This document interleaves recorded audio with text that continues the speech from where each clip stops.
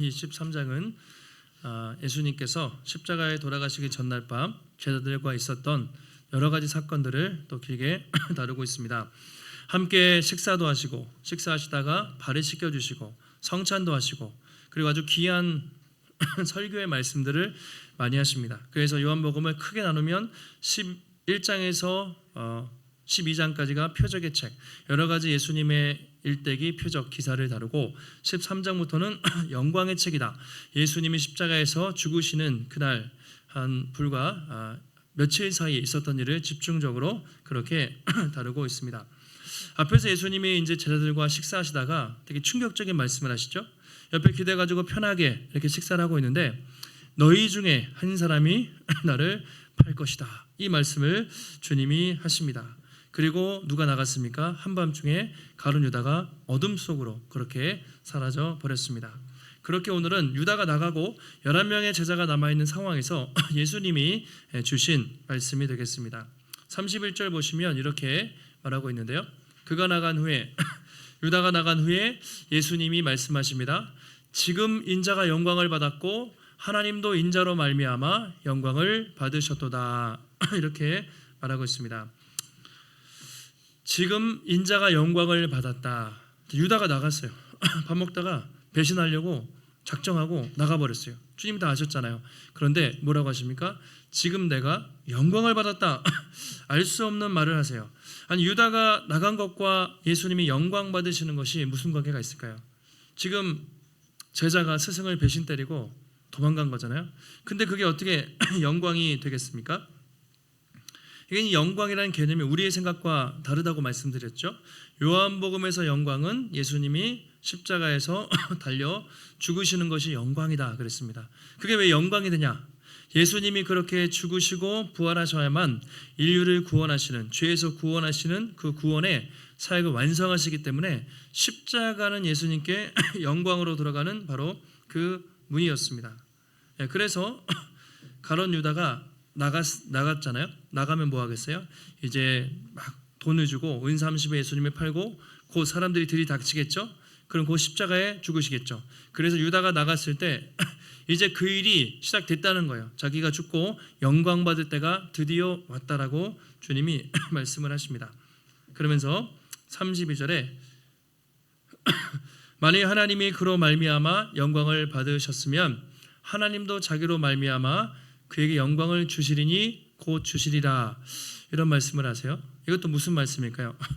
예수님이 십자가에서 돌아가시면 성부 하나님이 예수님도 영광이고 그것이 성부 하나님께 영광이에요. 그래서 성부께서 자신을 통해 영광을 받으셨으면 성부 하나님도 예수님께 영광을 주시겠다 이 말인데 이게 뭔 말이냐면요.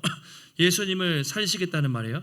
그러니까 예수님이 십자가에서 목숨을 드리실 때 성부께서는 예수님을 십자가에서 죽으신 주님을 부활하시고 또 승천하게 하시는 거죠. 그것을 말합니다. 그래서 예수님은 내가 십자가에서 죽으면 그것이 끝이 아니라 반드시 성부 하나님께서 자기를 죽은 자 가운데 살리시고 하늘 보좌 우편 가장 높은 곳에 앉으셔서 온 세상을 통치할 수 있는 권세를 주실 것을 믿었어요. 그것이 하나님께 영광이죠. 그래서 예수님의 십자가의 죽음은 영광으로 들어가는 첫 번째 관문이었습니다. 십자가에서 죽으셔야만 부활하시고 부활하셔야만 승천하시고 승천하시면 하늘보좌 우편에서 온 세상을 통치할 권세를 그때 받으시기 때문에 예수님께 십자가의 죽음은 세상적으로 볼 때 비참하지만 영광으로 들어가는 중요한 문이다라고 할 수가 있습니다. 그래서 예수님의 십자가가 중요한 거죠. 그 십자가의 죽음이 얼마나 주님도 슬프셨겠어요. 그러나 이렇게 담담하게 주님이 십자가의 길을 갈 수 있었던 것은 내가 죽으면 반드시 성부 하나님께서 나를 살리시고 높이실 것을 믿었기 때문에 그래서 성자 예수님과 성부 하나님의 굳건한 신뢰가 있기 때문에 그런 거예요. 성부도 억지로 예수님께 막 십자가 지라고 등 떠민 게 아니죠.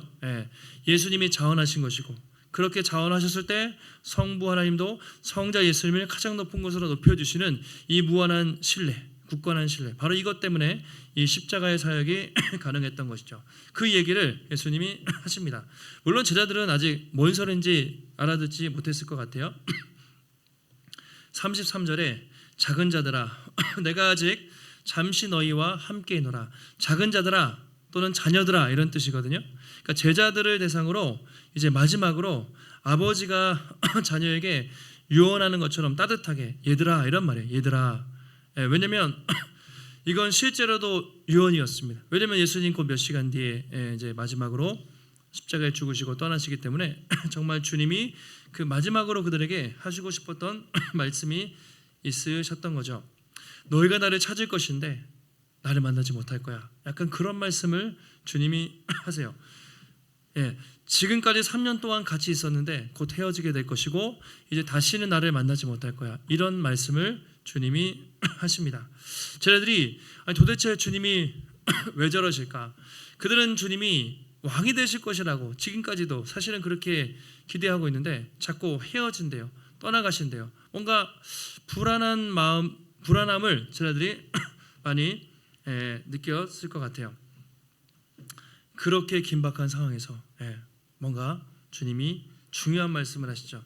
그것이 바로 서로 사랑하라는 바로 그 말씀이었습니다. 우리 13장 34절과 35절 두 절 우리 한 목소리로 읽겠습니다. 새 계명을 너희에게 주노니 서로 사랑하라. 내가 너희를 사랑한 것 같이 너희도 서로 사랑하라. 너희가 서로 사랑하면 이로써 모든 사람이 너희가 내 제자인 줄 알리라. 아멘. 이 유명한 말씀을 어떤 상황에서 주신 것입니까? 가룟 유다 다 떠나가고 예수님이 십자가 지시기 바로 직전에 마지막으로 제자 공동체에게 주님이 주셨던 것이죠. 새 계명이라고 했어요. 내가 너희를 사랑한 것처럼 서로 사랑하라. 아니 사랑하라는 말씀은 성경에 너무 많아요. 너무 익숙해요. 지겨울 정도로 너무 많습니다. 그런데 왜 주님은 새 계명, 새 명령을 주신다라고 말씀을 하셨을까요? 일단 구약 성경의 레위기에 보면 그런 말씀이 있죠. 내 이웃을 내 자신과 같이, 내 몸과 같이 사랑하라. 하나님 사랑, 이웃 사랑. 그것은 유대인이라면 누구나 다 알 만큼 이미 구약 성경에서부터 유명했던 말씀이었습니다. 근데 왜 새 계명이라고 하셨을까요? 왜 새로운 명령을 다시 주겠다고 하셨을까요? 그 포인트는 내가 너희를 사랑한 것 같이 거기 있어요. 내가 너희를 사랑한 것처럼. 그동안 구약 시대까지 이웃 사랑하라는 계명이 있었지만 잘 지켜지지 않았습니다. 그리고 이 말씀은 원래 이스라엘 백성들 유대인끼리만 이웃을 네 몸처럼 사랑해라 그런 말씀이었어요. 그런데 실제로 잘 지키지 않았습니다. 예수님의 당시 제자들의 상황이 어땠습니까? 12명끼리 맨날 치고받고 싸우고 그 마지막 날까지도 누가 크냐, 누가 더 높은 자리에 올라가냐 그런 생각을 하고 있었어요.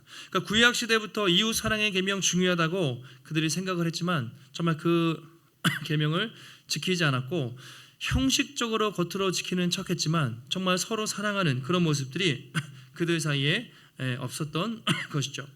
그 예수님이 내가 너희를 사랑한 것 같이 뭐죠?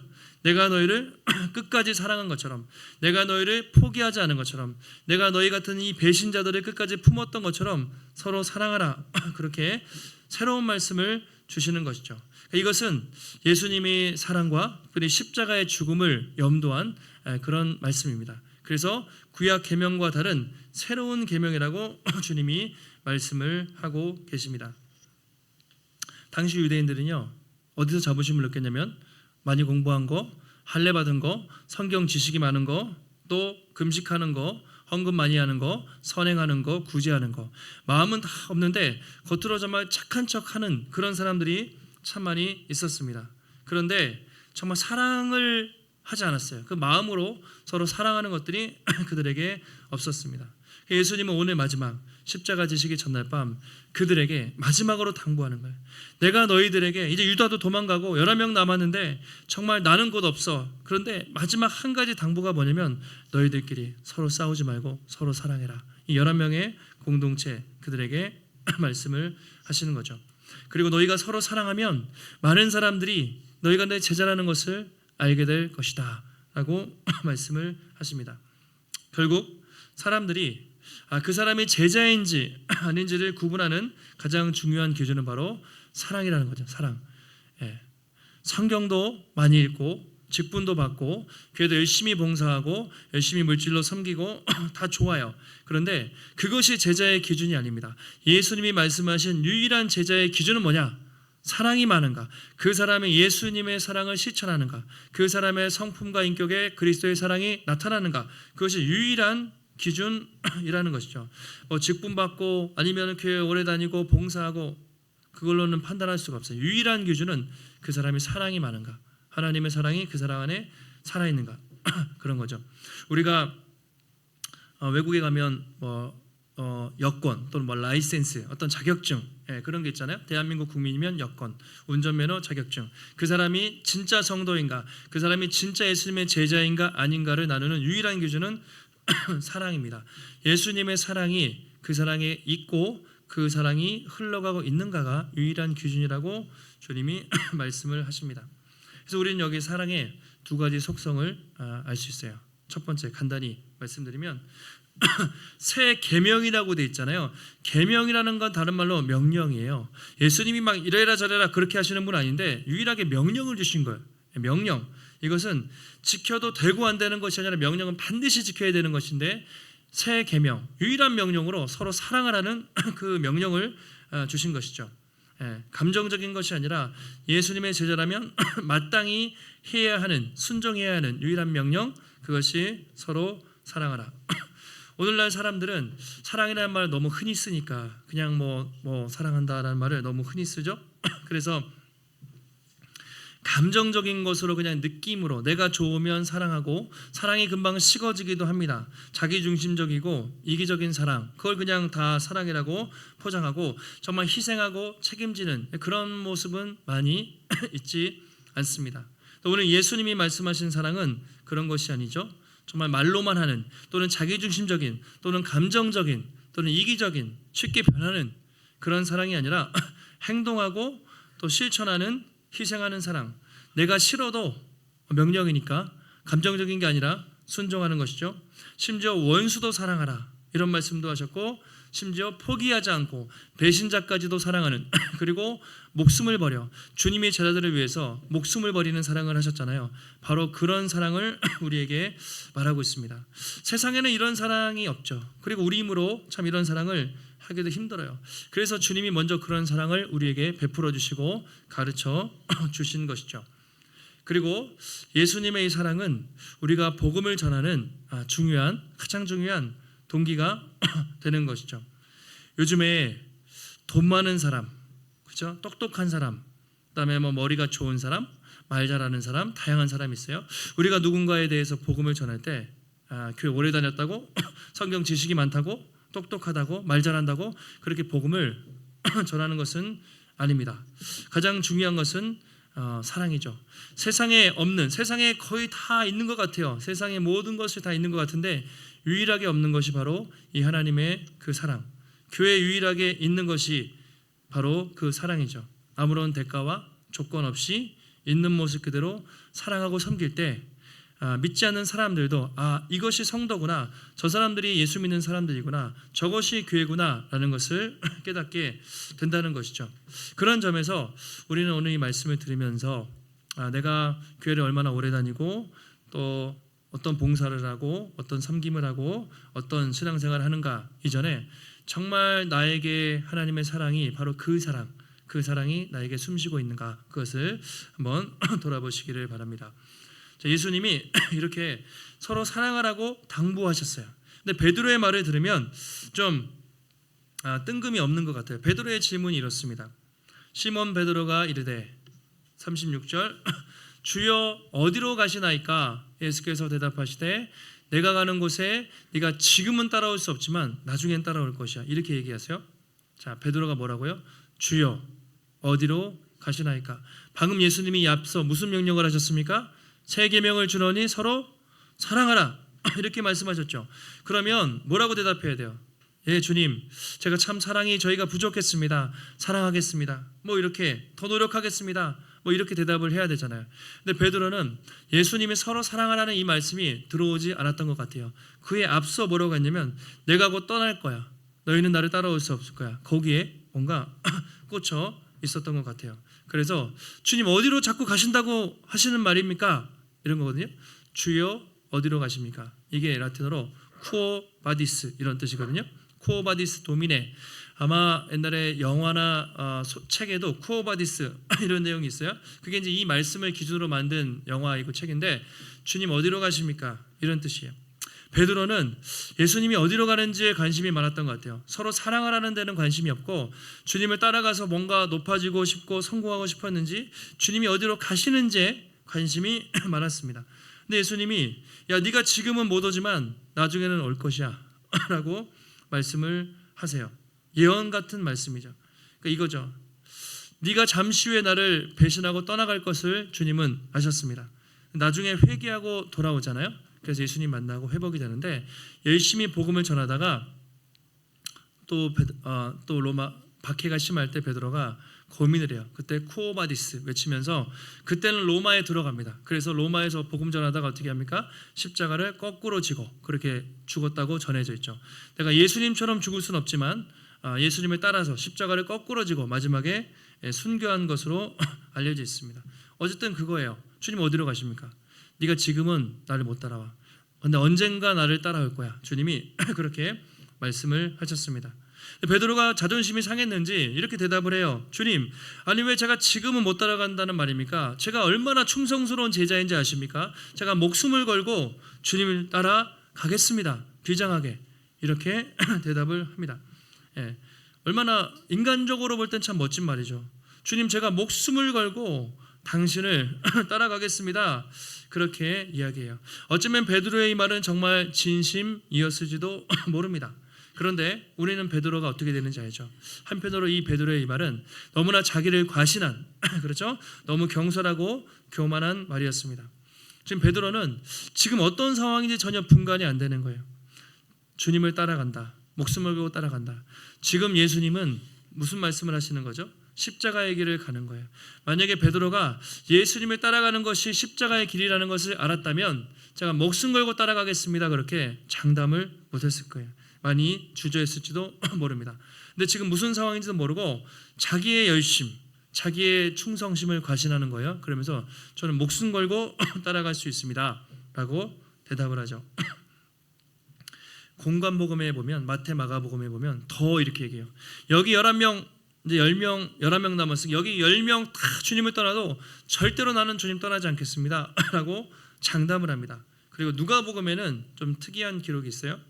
예수님이 베드로에게 시몬아 시몬아 사탄이 너를 밀가부르도록 요구하였으나 이렇게 돼 있거든요. 밀을 까부른다는 건 뭐 채질, 키를 가지고 막 터는 거잖아요. 불순물을. 사탄이 너를 공격하려고 지금 엄청 흔들고 있는데 내가 너를 위하여 너의 믿음이 떨어지지 않도록 기도했어 라고 주님이 말씀하세요. 그때 베드로가 겸손하게 말하지 않고 이렇게 얘기해요. 주님, 제가 감옥에도 주님을 위해서 죽는 데까지 가기를 각오했습니다. 이렇게 얘기해요. 그거는 베드로의 착각이었습니다.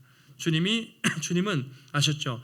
베드로가 자신의 그 고백을 지킬 수 없는 연약한 사람이라는 것을 아시고 이렇게 말씀을 하시죠. 그것이 38절에 나와 있습니다. 같이 한번 읽겠습니다.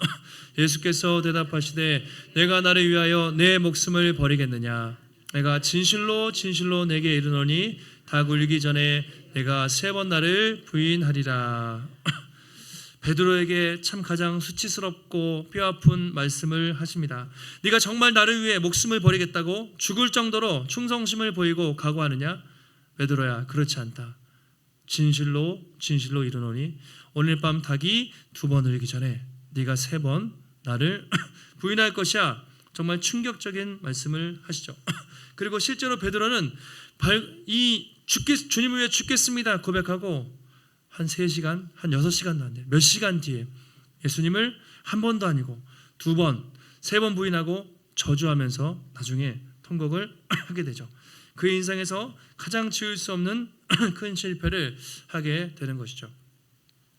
아마 베드로가 여기서 영적으로 깨어 있었다면 이렇게 얘기는 안 했을 거예요. 제가 목숨 버리겠습니다. 장담을 못했을 거예요. 주님, 제가 참 부족한데 끝까지 주님을 따를 수 있도록 도와달라고 오히려 그렇게 요청을 하지 않았겠습니까?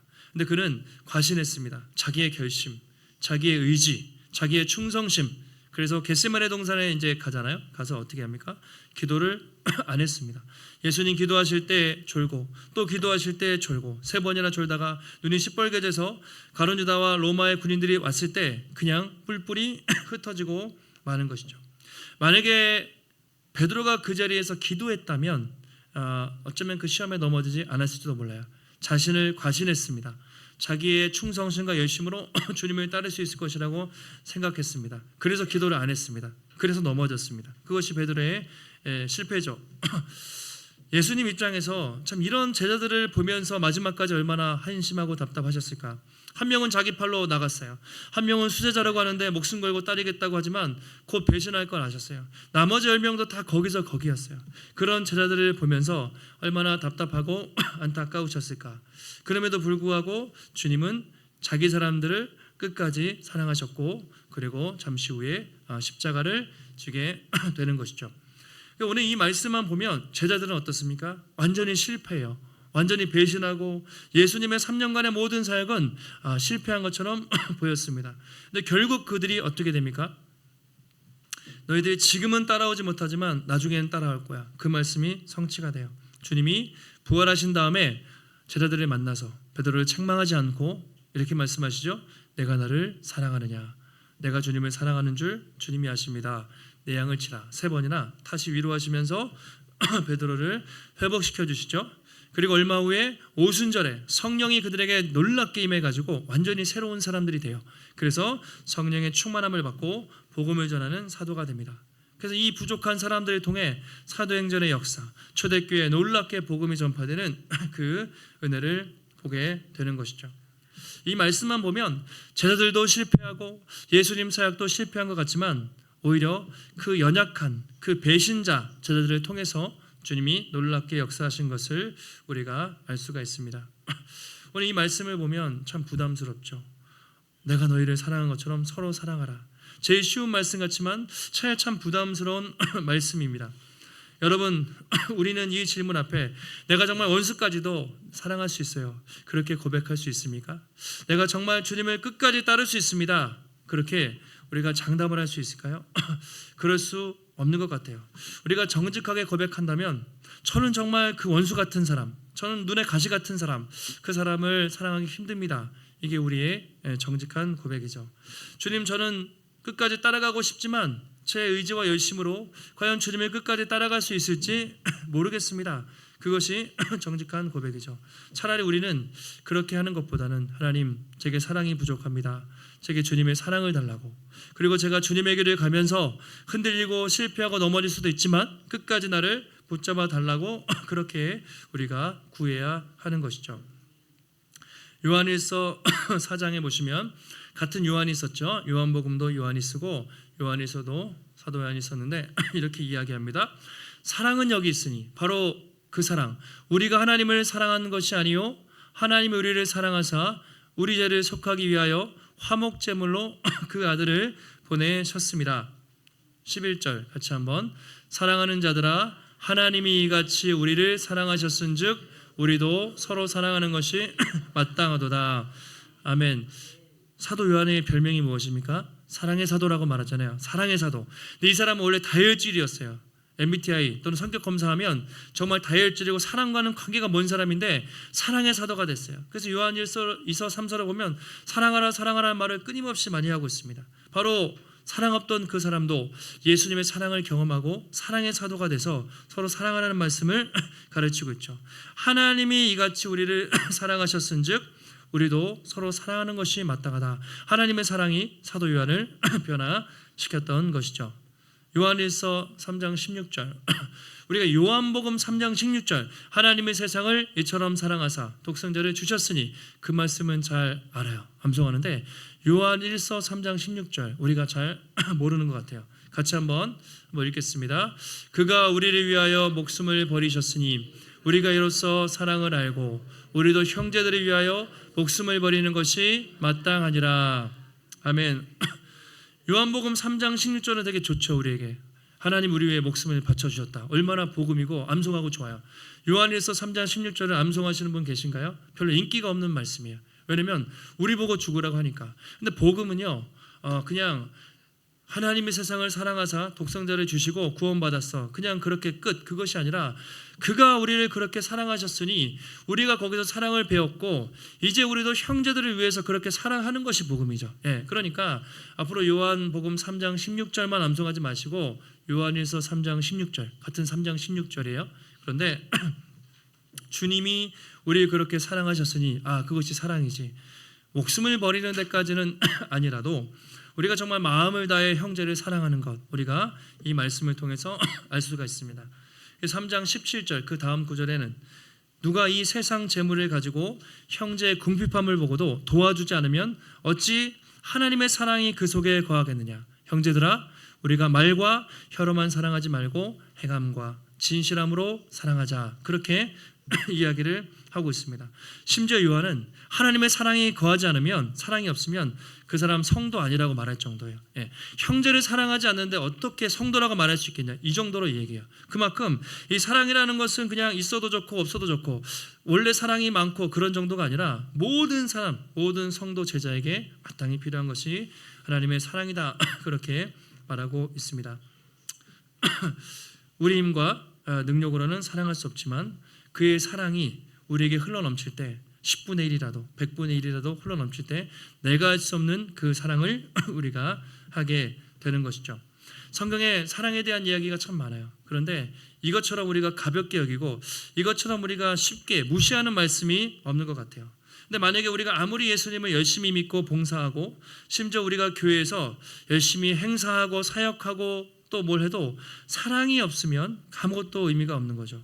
우리가 주일학교 아이들을 섬기거나 봉사를 하거나 교회 어떤 일을 하거나 주방봉사를 하거나 하여튼 뭘 해도 하나님 향한 사랑의 동기 없이 하는 것은 하나님이 기뻐하지 않는다라고 말하고 있습니다.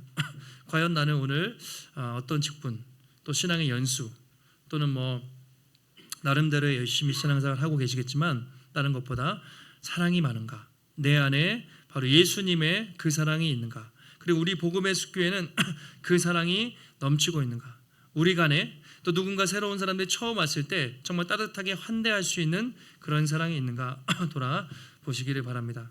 여러분, 이 말씀이 부담스럽지만 너무 크게 생각하지 마시고 주님이 우리에게 세상 모든 사람들 1000명, 10,000명을 사랑하라고 하신 게 아니에요. 한 사람 여러분 주변에, 여러분의 가정에 예수 믿지 않는 그 한 사람, 여러분 자녀 중에 사춘기 또는 말 잘 듣지 않은 바로 그 꼴보기 싫은 바로 그 한 사람, 그리고 교회에서 여러분에게 맡겨주신 사랑방 식구들 그 한 사람, 교회에서 참 믿음이 약하고 신앙이 흔들리는 바로 그 한 사람 사랑하라는 거죠. 주중에 여러분 나가면 직장 나가고 이웃을 만날 텐데 직장에 있는 사람 다 사랑할 수 없어요. 한 사람, 바로 나에게 붙여주신 한 사람, 또는 복음이 필요하고 사랑이 필요한 그 한 사람, 5사람 정도만 우리가 사랑을 해도 하나님이 기뻐하실 것 같아요. 그래서 오늘도 하나님이 우리에게 맡기신 또 그 사랑, 베푸신 그 사랑을 우리가 기억하며 우리가 사랑으로 섬길 때 우리를 통해 우리의 가정과 우리의 직장과 또 우리의 교회가 더 살아나게 될 줄 믿습니다. 이번 한 주간도 하나님께 받은 세상이 없는 그 사랑을 받은 그 크신 사랑을 우리가 기억하면서 그 사랑을 전하며 그 사랑을 흘려보내며 예수 그리스도의 제자로서 또 사랑하며 섬기며 살아가시는 우리 귀한 성도님들이 되시기를 예수님의 이름으로 축원합니다. 우리 바로 성찬을 진행하도록 하겠습니다. 먼저 우리